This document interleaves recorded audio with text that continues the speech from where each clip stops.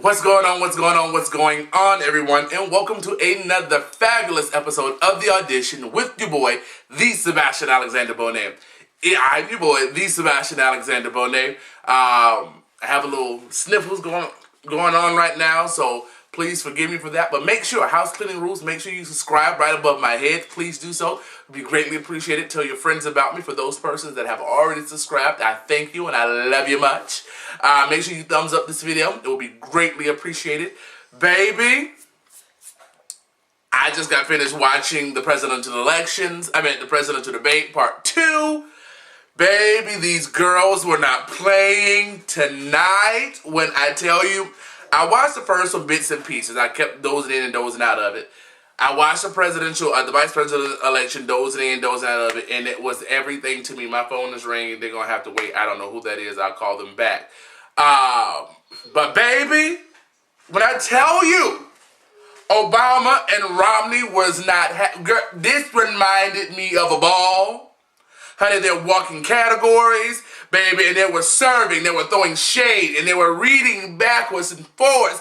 I utterly loved it. I love a good debate. I am a scholar, and I love words, and I in the pageantry scene, I'm known as the articulator of the pageantry scene because I love to speak. I'm a very articulate speaker, and I love a good debate because debate is nothing but a professional argument, honey.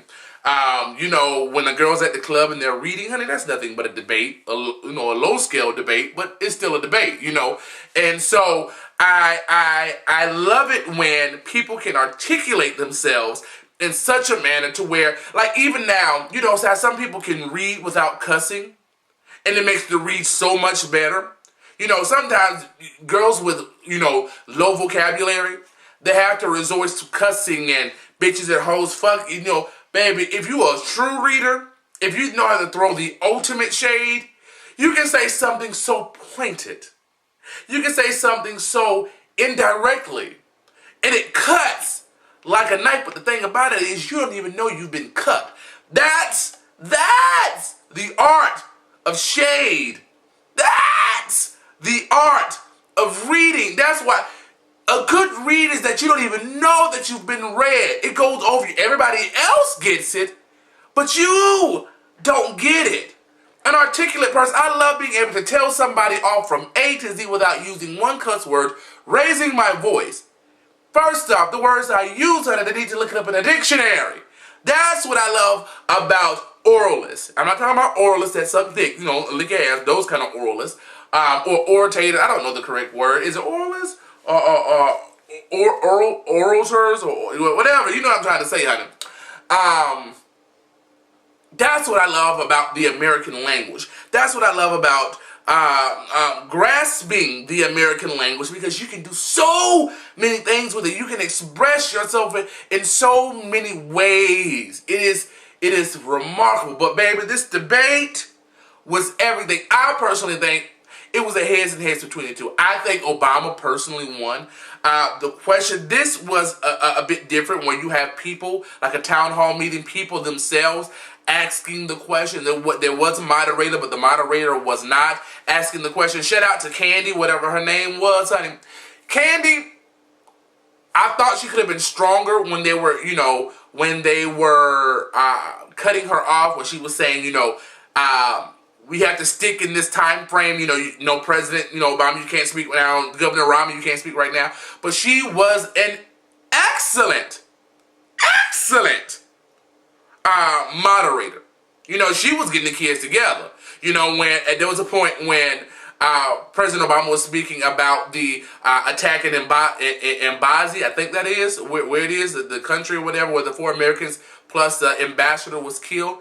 And Governor Romney said, First President Obama said that the day after the attack, he called it a terrorist attack. Romney said, no, it took 14 days. The candidate was like, no, it didn't. The day after, he said it was a terrorist attack. You know, it took 14 days to progress to get more information, but the day after, he called it a terrorist attack. You know, they were throwing shade left and right. You know, Romney. And the thing that really got me is that these men It was fiery. It was heated, and I loved it. They were gangster. They were straight OGs. You know what I'm saying? They walking up on each other. Now, back in the day, you know, I'd be 32 in about 8 days. Back in the day, in the 80s, when you walk up on a nigga, that means, oh baby, we about to do something. We about to throw hands, something about to go down. When you walk up on me, baby, those are fighting moves. You know what I'm saying? And one thing I give to President Obama, what Romney was constantly doing, he was addressing Obama with a lot of things. One thing they tell us in theater, you never turn your back to the audience. You never turn, there are positions to where you can make your way upstage, downstage without turning your back to the audience. You know what I'm saying? And Romney kept doing that a lot of the night. These questions were being presented by the audience. So why are you addressing a question to President Obama? And if you do, address the question to him, but keep it forward to the audience.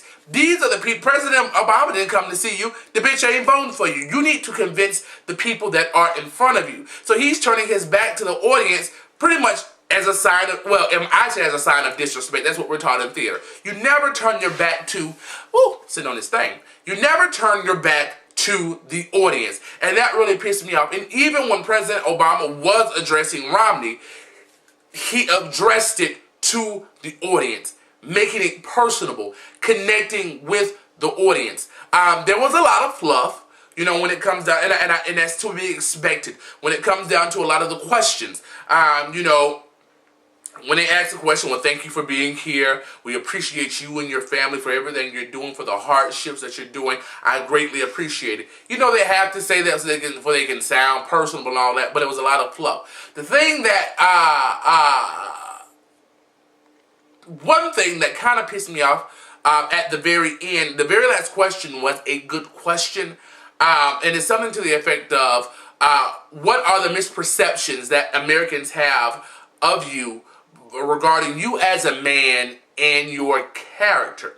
That was a point for these men to be as humble and as gracious and as personable as they could. We see these people as politicians. That's what we see them as. So we don't see them as fathers. We know they're fathers. We know they're men of faith, whatever their faith may be. But ultimately, we see them as somebody bidding for a position. They are like a pageant. They are vying for the title of Mr. United States of America, you know, or, you know, Mr. POTUS, Mr. President of the United States. And this was the point in time where they could have been really humble, really even funny and comical. They've been, you know, they have been fiery all night. But that's the point where they could have said, you know, I like eating Dominoes in my spare time. I have a thing for Oreos. Me and my girls play, you know, Chutes and Ladders every Tuesday. I go on a date night once a week with my wife, bringing it down to the common folks. Yes, you have given us your politics, your policies, and procedures through the course of the debate. But at this time, that last question, and I see why they saved that for the last question. It was a great question to where they could have came down to the common denominator to the American public. For whatever it is. I have a craving secretly. I love peanut butter and jelly. You know, I love a fried bologna sandwich. You know, whatever the case may be, I love to go play putt-putt golf. I'm a weed addict. You know, whatever the case may be, that would have gave them time to just come down, to take off the jacket of candidate, president, but become friend, father, whatever the case may be, to where we can see them in a more humanitarian, I guess, light, in a more common light, in a more basic light, as a true American, you know, as an average Joe. As an average Joe, what do you like to do? I like to go, you know, I don't say, you know, I like to smoke weed or I like to have nasty sex with my wife, even though that might get you some votes. Well, the nasty sex, not the weed. Well, the weed might get you some too. But, you know, they went back onto the whole politics side. You know, they said a little something, but then they go back onto this whole go back to the, you know, to the humdrum of the politics and dissing each other. I thought that was a bad move on both parts. But the shade of it all, the shade of it all was wonderful. Romney said, do you look at your pension? What is your pension? And Obama simply says, I don't look at my pension because it's not as big as yours. Stupid! Went in. Done. There was some other shade, and I'm not going to get my MacBook because I was keeping track on all the questions and their responses on MacBook, but there was some other shade that Obama threw at Romney, and it was stupid. Romney, now don't get me wrong, Romney was throwing shade and reading too. But once again, Obama was very subtle. You know how he talks, very swaggerlicious, you know what I'm saying? So it was, Romney was getting hyped. He was in it. He was a man on the move. But his shade was kind of, you know how girls, when they know they've been read and they start getting flustered and they getting agitated and their thought process is not quite right, so they just start talking, trying to read, but the read was not, it was not a fully formed read. It was not a full thought process. Wasn't a read. It was like a half read. It was just a read. You know what I'm saying? Obama did very mild. His reads were phenomenal. The shade of it all was phenomenal. I thoroughly enjoyed this debate.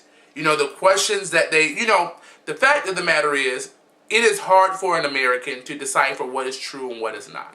Because you have all of these different adverse angles coming with you. The Democratic Party, the Republican Party, the Independent Party, giving you all of these statistics and numbers and instances of things that have happened. But it's hard to figure out if it's true or not.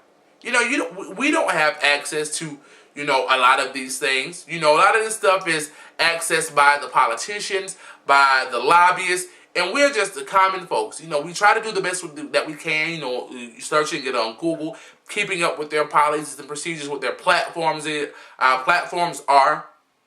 But it's hard to know what is accurate. You just have to take them for their word. Take them, do the best investigation that you can and pray that it is enough. That you're not blindly voting. That you're not just running to the polls. Now, one thing, one thing that just came to me that kind of bothered me, the question was regarding AK-47s, keeping assault rifles off the streets, things of that nature. And they both pretty much agreed about Amendment 2, the Second Amendment, the right to bear arms. I am totally for the right to bear arms, but bearing responsible arms. But something that Romney said struck me the wrong way. He said something to the effect of that we need to have two parents in the household. Something to the effect of not knocking single-parent household, because there are great single-parent mothers and great single-parent fathers, but households should have two parents, and that it's okay to tell children it is okay to get married before you have sex, or before you have babies, rather. Which I agree with that statement. It is okay to say that. But when you have a good percentage of Americans that are single-family households, you're pretty much telling them in that aspect of the question that it's your fault that we have crime on the streets. If there were two parents in the household, that means they would have had a better chance to succeed, a better chance to go to college, a better chance to be successful. So ultimately, the crime, the murders, the deaths, the guns, the AK-47s, the disevaluation of our American society is your fault. I am a product of a single-parent household. Majority. Kind of, sort of. Kind of, sort of. Long story, I'm not putting all my family business out there, but pretty much. My mother. You know what I'm saying? But I am phenomenal. Stupid. Went to college. Well, went to high school. You can't get to college without going to high school. You have some of the dropouts nowadays. But went to high school. Did well. Was not an A student. Was like a C plus B student. And went to college. Did well. Wasn't an A student. Was like a C plus B student. And now looking for a graduate program. I am a product of a single parent household, and that maybe I may be the exception. I don't know, or maybe a part of the exception. But to say that there should be more two-parent households, which there should be, ultimately that is the ideal, to have a husband or a wife, 2.3 kids. I don't know where that 0.3 kids come from unless you have a midget. A white picket fence and a dog. You know, two-car garage. You know, the modern America, or the ideal America, with the white picket fence. But, you know, for those persons that come from the inner city that may have a single parent, and it's not just African Americans, Caucasians as well, Hispanics, whatever, you know, that in itself knows no color boundaries, you know.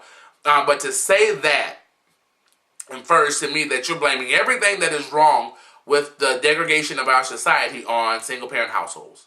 That bothered me. And I think that may cost him part of the single household vote. That's just my thing.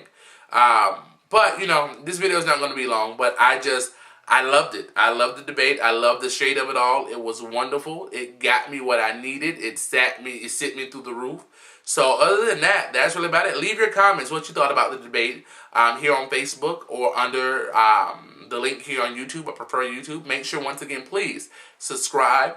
Make sure you thumbs up this video. Subscribe. Thumbs up. Subscribe. Thumbs up. Subscribe. And stay in tune with me. I'm good. So I'm about to prepare to get myself to work and begin my workday and all that good stuff. Peace, blessings, and love. Stay informed. Stay diligent with your voting, with your investigating, with knowing what is factual, what is false, and what is the best for you and your household. Other than that, I love y'all so very much, and thank you for tuning into another fabulous, fabulous, fabulous episode of The Audition with your boy, the Sebastian Alexander Bonet. I'm your boy, the Sebastian Alexander Bonet, and you all have a blessed and prosperous night. Ciao. Love you much.